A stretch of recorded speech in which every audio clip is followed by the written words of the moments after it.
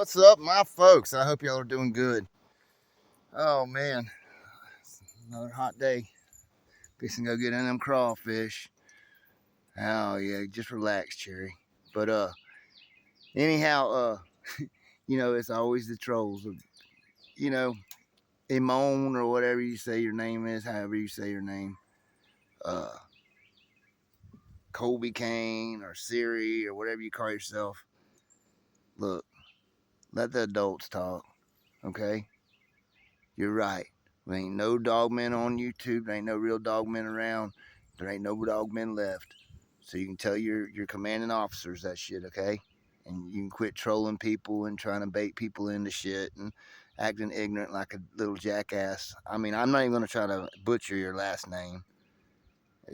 I think you're from Amakuristan or something like that. So whatever. Just let the adults talk, the ones that want to learn something. All right. So I had several. I went through all my shit today. So I've had some questions about the red stuff. I've had quite a few people since I put Trouble up wanting to breed him.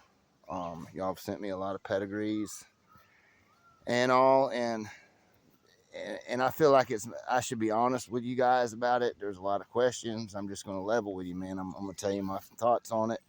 You can do what you want. It's your life, your money. You know what I mean? But the truth of the matter is, man, I mean, a lot of them dogs that y'all are showing me are bred kind of like he is. And I don't know if that's the route I would go.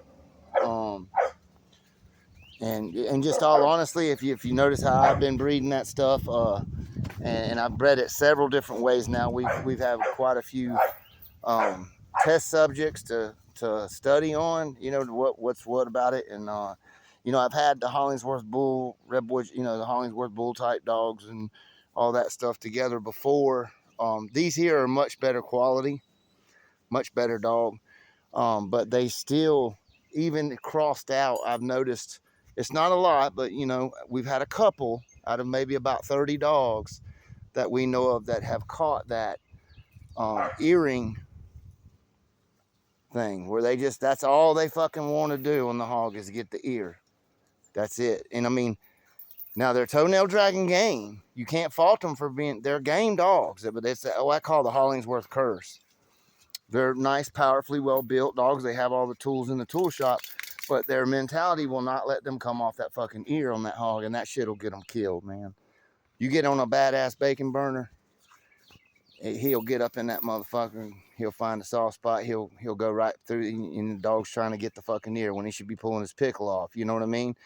And it's not good, and that's why I don't breed it real heavy. Now, I mean, I'm sure it doesn't happen to all the dogs. It's one here, one there, but it does pop up, and the more you hunt the dogs, the more you're able to see this stuff.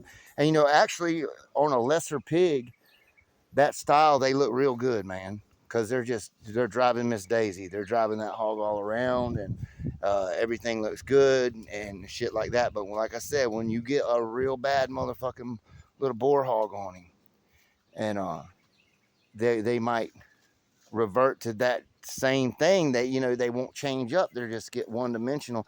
And that, I mean, a lot of families have things that they throw out like that. You know what I mean? Not necessarily that particular thing, but I've seen a lot of families, a lot of strains of dogs, they'll have like quitting on top, what they say when they're controlling the animal and they just let the hog go, and quit hunting.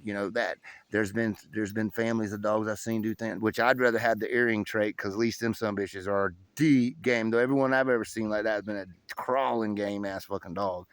But it's something that comes out in those dogs, and you have to know it. I'm not saying it will. I'm not saying he'll ever throw it with anything, but I know. And these are even crossed out, and it does that. And that's why I got rid of my last ones I had 20 years ago, was because them fuckers was ear suckers, man. You couldn't get them, and they were beautiful, well built, really beautiful dogs, but you couldn't get them off that damn earring hold. And I mean, I've had other families' dogs do similar things, you know what I mean? And it's something that they'll pop out, which I like to water it down and where I get their good qualities. That's how I try to breed it, where that shit don't pop up to that much, but it will. Occasionally it will. So I'm telling you, the heavier you breed it, the more it's going to happen. So just know that, you know, and you might get some bad ones. Now, we've different blood goes really different with it. You know what I mean? It's hard to tell you the difference between, you know, some of the bloods that cross with it. But I noticed, like, I tell you, a good cross for that shit is like the Queen of Hearts stuff. Them are some nice, them dogs come out nice. They're like, if you get the Queen of Hearts type blood in there with that stuff like Trouble, man, they make good dogs. You know, but the Eli stuff works good with it.